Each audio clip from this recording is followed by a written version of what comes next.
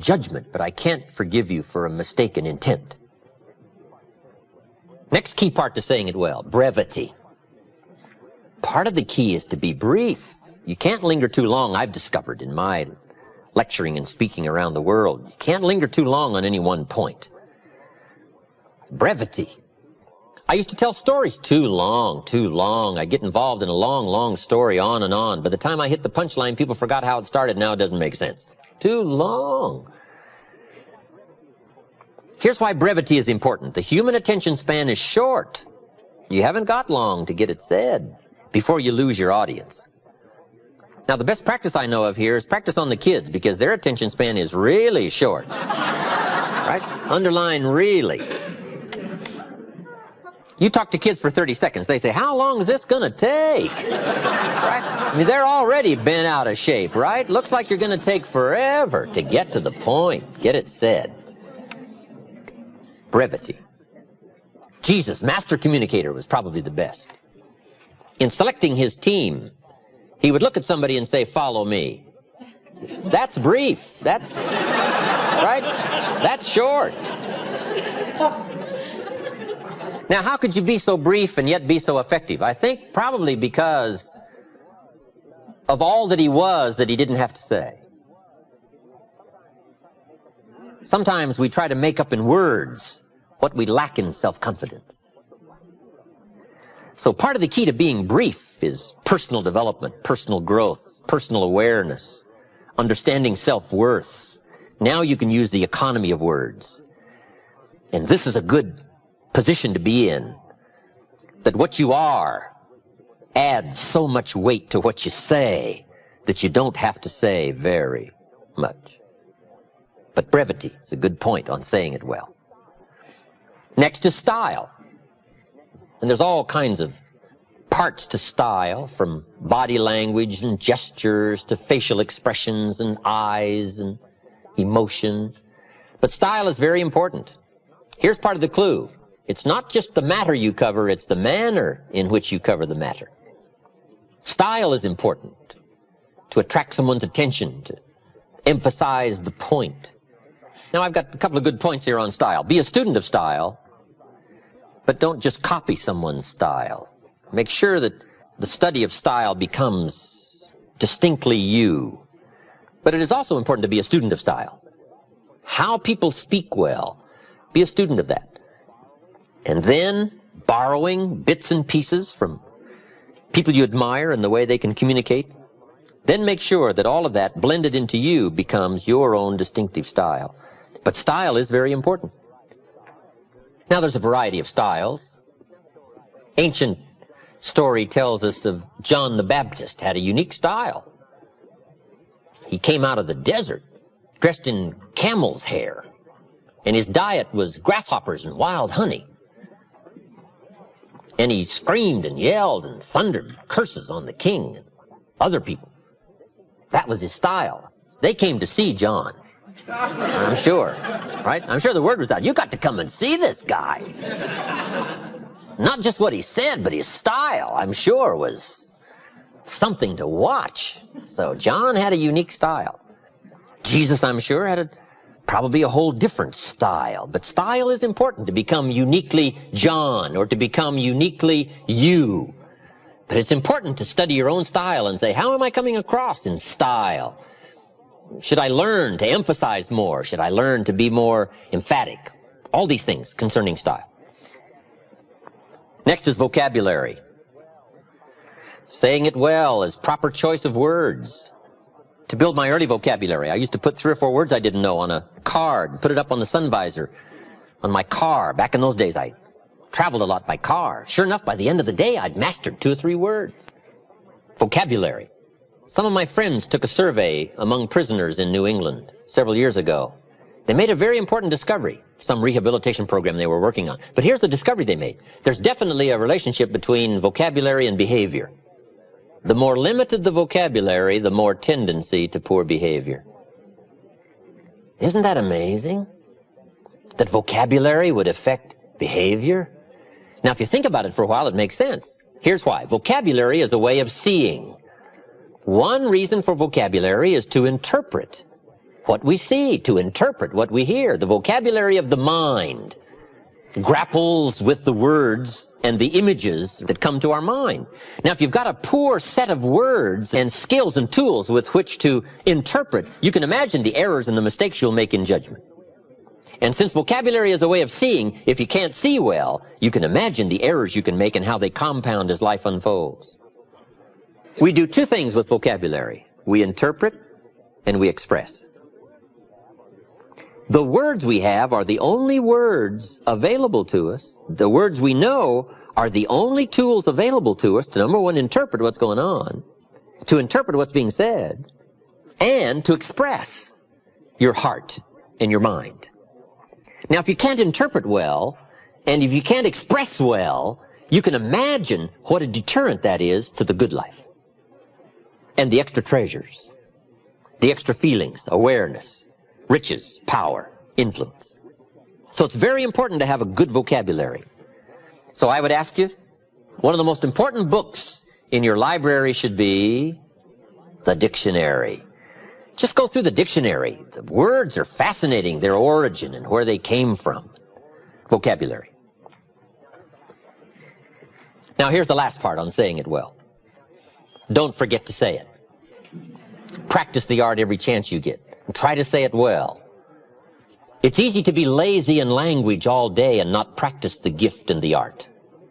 Then when it comes time to make an important talk, to appeal to a child, we're missing the words and missing the sharpness and missing the vocabulary simply because we lack the practice of doing it every day. If you want to get good at communication, you have to be aware of doing it every day as a practice session of getting better so that when the real important occasions arise, you will have the gift and you'll have the style, you'll have the sharpness and the clarity and the substance and the emotion. I have a key phrase for you. Actions are no substitute for words. Don't fail to say it. Now, we've heard the old expression, words are no substitute for action. That's true. Talk, talk, talk, never act. That's not good. But this also isn't good. Act, act, act, and never talk. We must be gifted with words if we want the full treasure of life. So practice every occasion you get. It's okay to send somebody flowers, but don't let flowers do all your talking. Here's why. Flowers have a limited vocabulary. About the best flowers can say is, you remembered. That's about the best. Or, you care. That's about all. Flowers don't say, you do incredible things to me. Nobody in this world affects me like you do. Now, see, flowers talk, but they don't say that. That you got to add in the card. Right? That you got to add in person. So the next time you give flowers, say, just so my flowers won't do all the talking, let me add, and then put the gift of words to work to go along with the activity. And you will start to sense this whole growing excitement about using language to affect somebody, to translate feelings of heart and mind. And the response you're going to get and the results you're going to get starts growing in measurable quantities. I'm just asking you to take the extra time to engage in these arts and practices. The gift of language. Communications. Affecting people with words. So we've covered step 1, have something good to say. Step 2, say it well. Here's step 3 to good communications. Read your audience. It's very important to read and to pick up the signals of what's happening with your audience. Now, when I first started lecturing outside my business circles, I had some problems here. Reading my audience. I think my early audiences, they all could have left halfway through and I'd have never known it. I was so intent on what I was saying that I was a bit unconscious of what was going on out there. Then I finally learned to look up, to watch and see what's happening. We call this reading what's happening. My largest audience has been 10,000. I wasn't the only speaker. Art Linkletter, Paul Harvey, Dr. Peel, Zig Ziglar, myself. We each had an hour. But we had 10,000 people. But now that was the first time I'd ever talked to 10,000 people. Awesome event for me. You know, Paul Harvey, he didn't have any problems. Art Linkletter, he didn't have any problems. But I had some problems. That first 4 or 5 minutes, right? 10,000 is a lot of people. And you got to read fast. Right? Because 10,000 people can turn on you quick. But learning to read, what's going on back there? What's happening? Now, it's also just as important to read a person, to read a child. If you want to be effective, you got to get the feedback. You've got to pick up the signals to know whether to be stronger or whether to ease off, whether to change stories, change words, change language. All of this comes by a good ability to read your audience. So let me give you some clues on reading. Number one is simply to listen. Part of reading is listening. You pick up a lot of clues as to what else to say, what all to say by being a good listener. From early times, I think we've learned to be a good speaker, you got to be a good listener. That's where you pick up the information, is to listen well, especially in a private conversation, a more informal conversation. Good listening habits. That's part of reading. Number two, you got to read what you see. There's a good book called How to Read a Person Like a Book. It's a pretty good book by Nuremberg. And it's a study of body language. Now, you can't get too deeply involved in this, or you'll be so intent on reading body language that you may miss the point. But we can all, I think, use some help here. And now, some things are very obvious. You're talking to somebody and they've got their arms folded and their chin tucked down and they're frowning. That probably means, right, you got your work cut out for you.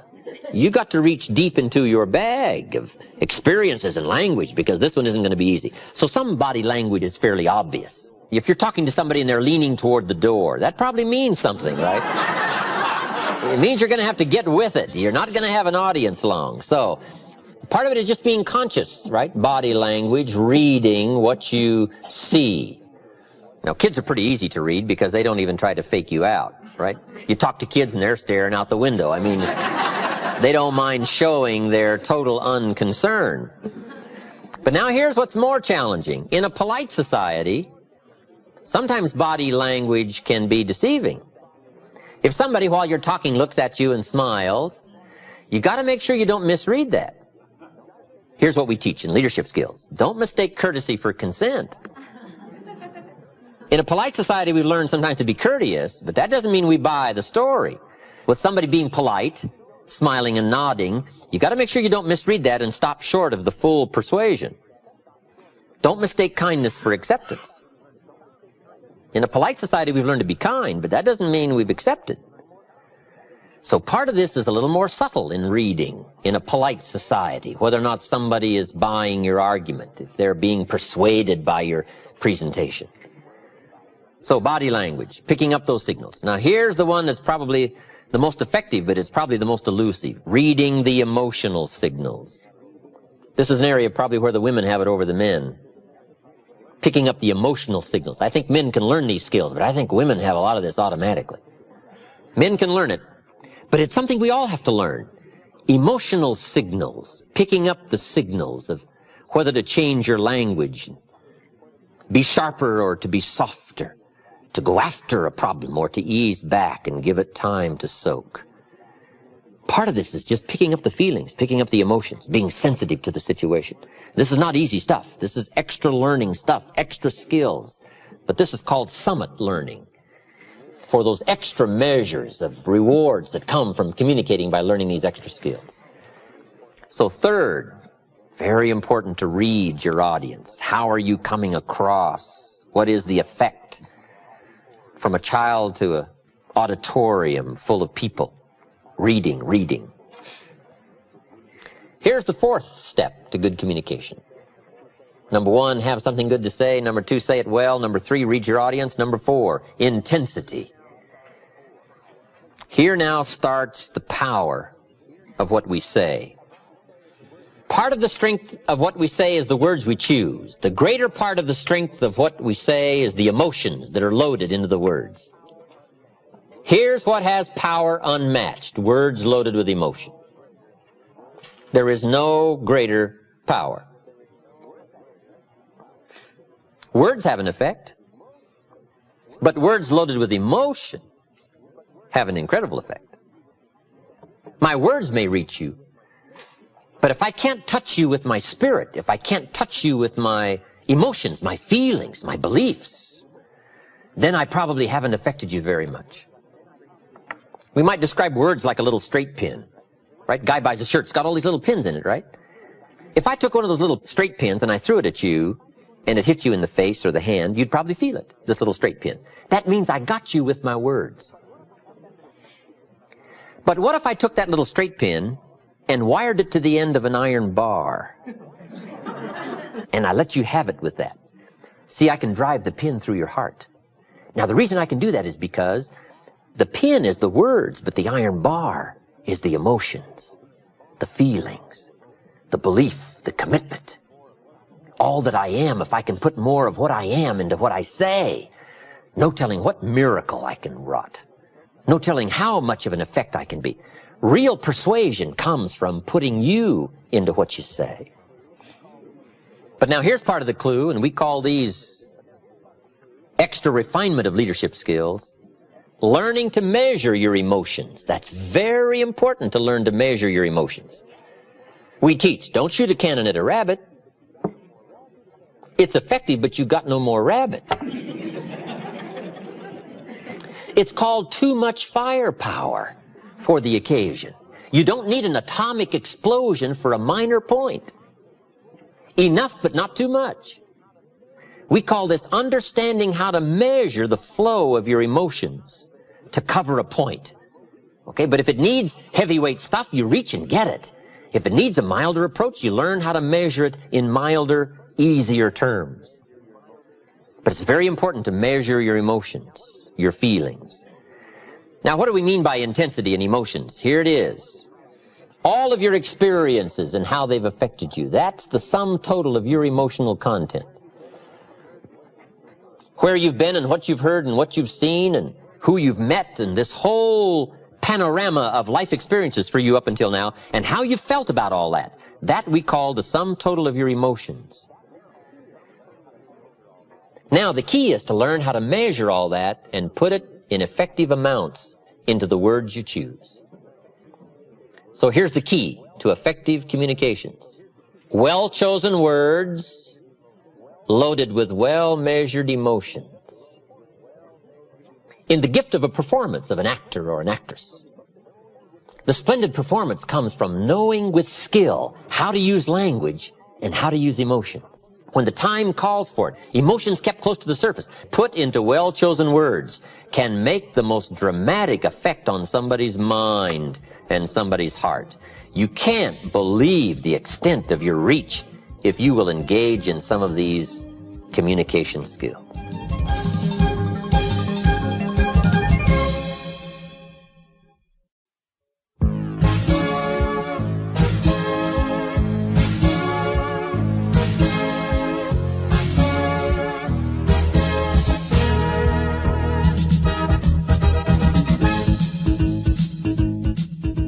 Here's the clue to really affecting people. Start with where they are before you try to take them to where you want them to go. Meet people where they are. If somebody's hurting, you got to meet in the hurt. If somebody's in trouble, you got to start with the trouble.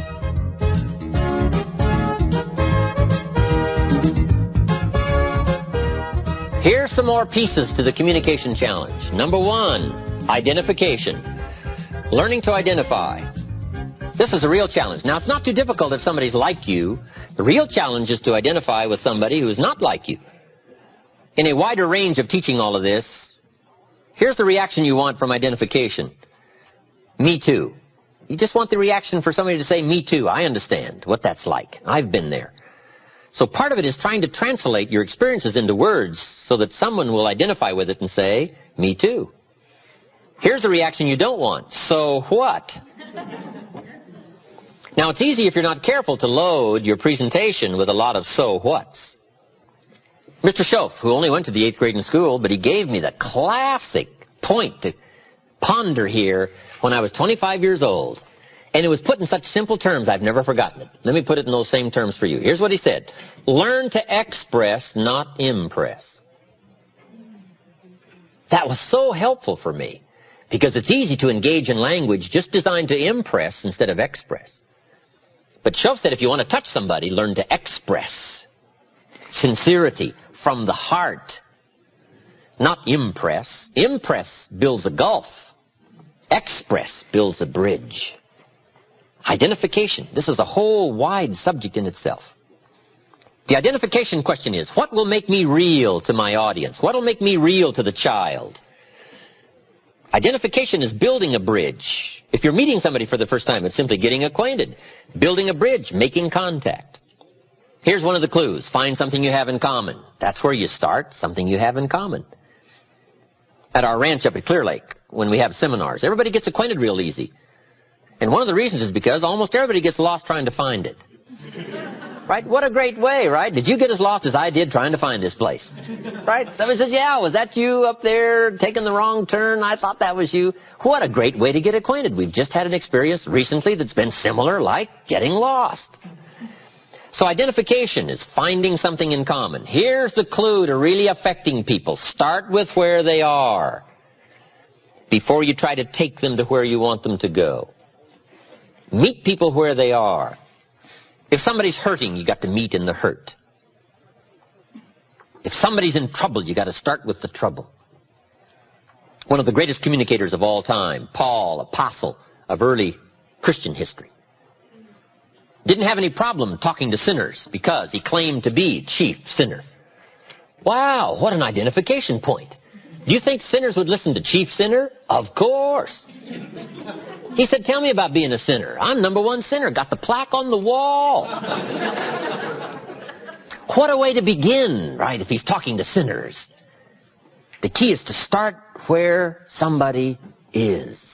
If they're in trouble, you got to start with trouble. You can't talk success if somebody's in trouble. You got to start, first of all, talking trouble. Now, if you've never been in trouble, you got a problem. So, I suggest here that you get in a little trouble. So you know how to talk trouble. Right? Get arrested for something.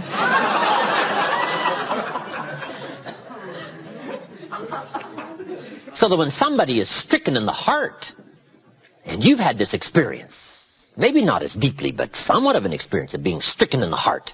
When you meet somebody and you're trying to help them, you can talk about being stricken in the heart, and it'll have substance, it'll have meaning, it'll have depth.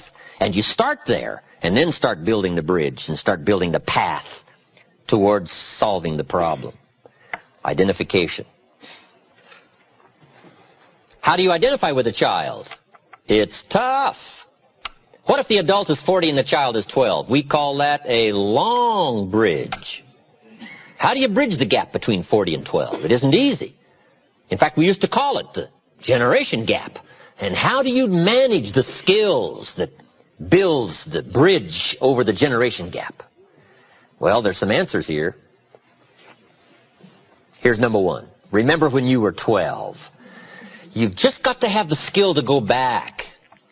This is what an actor does. They go back. They rehearse the early hurts and emotions, the trauma and the drama of the sum total of their life back in the early years. You just got to go back through all that and let it affect you one more time. Let it wash over you one more time. Let it rekindle one more time. You say, well, it may be painful. That's true, but you got to go back through these pains in order to reach some people that are in pain. So part of it is to remember when you were 12. I don't have much problem with 12-year-olds because I remember almost every day of being 12. 12 is a fascinating year. One of the challenges of being 12 is you're not 13. If I heard it once, I heard it 100 times when I was 12. You're only 12. As if that was some awful place to be. Right? The teenagers would say, of course you can't go. You're only 12. I thought, wow. I can't wait to be rid of 12 and become a teenager. So, pretty frustrating. You just got to go back and remember that. If you want to reach somebody 12, you just got to remember 12. Did you ever get chosen last when you were a kid? That's an awesome experience.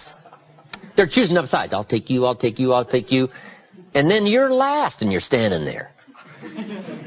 And the next leader says, well, I guess I'll have to take you. Right? Wow, what an awesome experience. But you just got to go back and relive that. Let it smite you one more time. Let it hit you and let it hurt you. Because, see, to really affect people, you got to be moved. And you've got to be touched. And without moving and touching of life experiences, whatever emotion it calls for, there are some people you can't reach. Here's another key way to reach the kids. Read all their books. Here's what it's called. Do your homework. Lack of homework shows in the marketplace. Lack of homework shows at home. See, if a child has read this book, and I read the book, one of the great places we can meet is in the book. I say to the child, remember the story where right away they're going to be impressed that I've done my homework. And the kid says, did you read that book? I said, yes, I read all those books. They say, wow. But I say, remember the story where? They say, I remember that story. I say, well, that's about like now. Not exactly, but it's pretty close. And the child says, oh, I see, I see. Now they can see because we went back to the common seeing that was in the book. But if you miss the book and don't do your homework, I'm telling you, you'll miss a chance to identify. Here's the big challenge, identifying with somebody who's not like you in color or religion or circumstance. How do the successful reach and touch somebody who isn't successful? Well, first of all, they've got to talk about their struggle, not their success. Let me give you the clue to good identification. Your struggle will more often identify than your success. If you've got an hour to talk and you spend 59 minutes on your success story, we call that building a gulf, not a bridge. You've got to spend most of the time on your struggle, most of the time on your fears, most of the time on your apprehensions, most of the time you hesitated, most of the time you were about to give it up. You've got to spend some time on that. That's called identification and building a bridge. Then take them by the hand and then show them your success when it has meaning because it came from struggle, it came from decision, and it came maybe from heartbreak, and it came maybe from the same position the person finds themselves in that you're talking to. Identification. What makes you real? That's so important. Part of identification is proper word choice. Jesus said to his disciples one day, today I'm going to teach you how to fish. What an important choice of words, fish. Who is he talking to? Fishermen. We call that brilliant. He didn't say, I'm going to teach you how to recruit. No, what do they know from recruit? These fishermen don't know recruit. And if you keep insisting on saying recruit to fishermen, we call you naive. You got to change your vocabulary. He said, I now wish to teach you how to become fishermen. Now, see, they understood that language. He said winning people is a lot like fishing. Now, see, they understood that story. If it's like fishing, we can figure it out. Here's the next clue to identification. Beware of using inside lingo on the outside world. Sometimes inside, some little catchy phrases become comfortable, but outside they become strange. The man said to me, we've got to get into the Word. We've got to spend more time in the Word. I thought, how small would you have to be?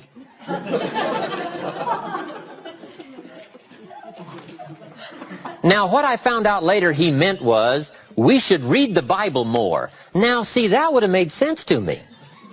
Right? But the into the Word, we call that kind of strangey language. And you've got to be careful of strangey language on what we call the outside world. You've got to learn to shift gears. The lady said to me, I've learned how to handle my space. She said, how are you doing with your space? I thought, space? What's the space? Now, I found out later she'd been to the space seminars. And she'd learned the kind of spacey language, space. But see, you got to be careful. You talk space to a lot of people, and they go back like this. Say, space. What's this space? Right? Now, the people that have been through the space seminars can understand the spacey language. But if somebody hasn't, you got to learn to what we call shift gears into an appropriate word choice depending on your audience. It's called the gift of language in a variety of awareness to learn how to choose the right words and the right phrases depending on who you're talking to. We call this awareness. We call this being non-lazy. We call this being sharp in perception to know who you're talking to and how to choose the words that'll make sense. Identification. You've got to identify with the sorrow by recalling your own sorrow. Identify with the joy by recalling your own joy.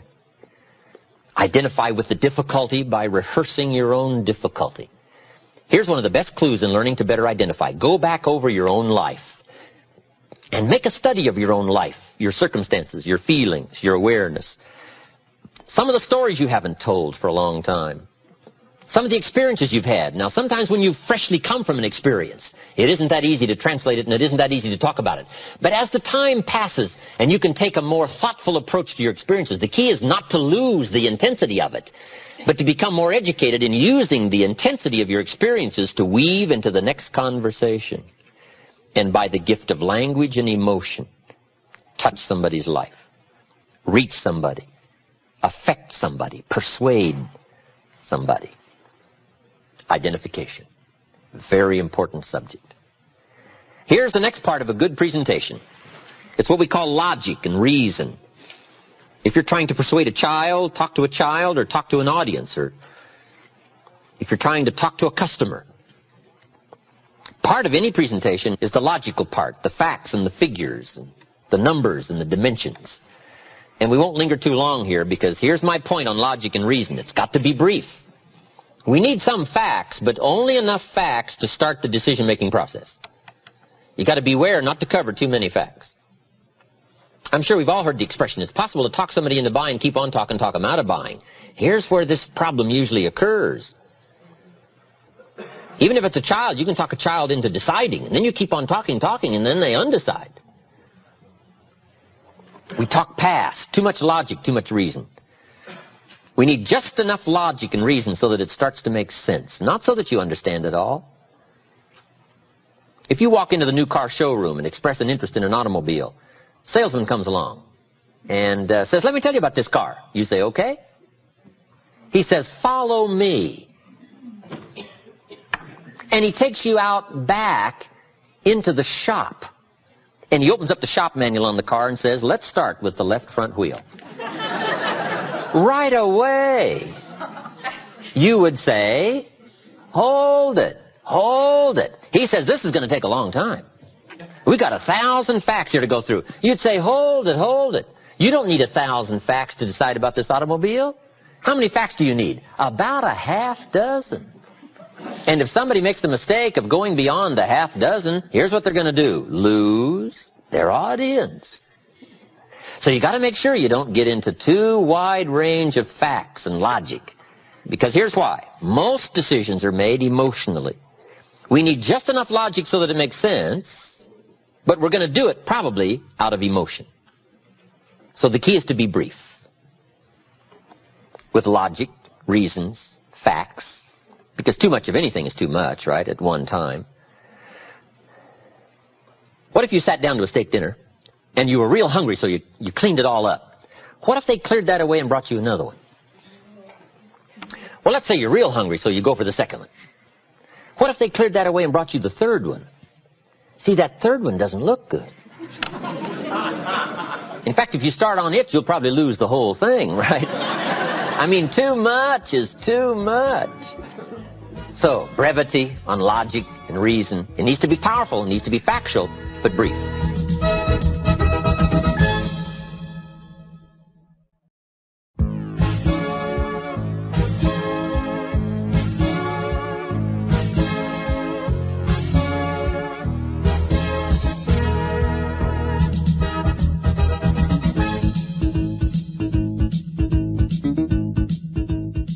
Number 3, learning to attack the problems. It's so important to mount a precise attack on the problems. Because one of the best ways to help somebody in communication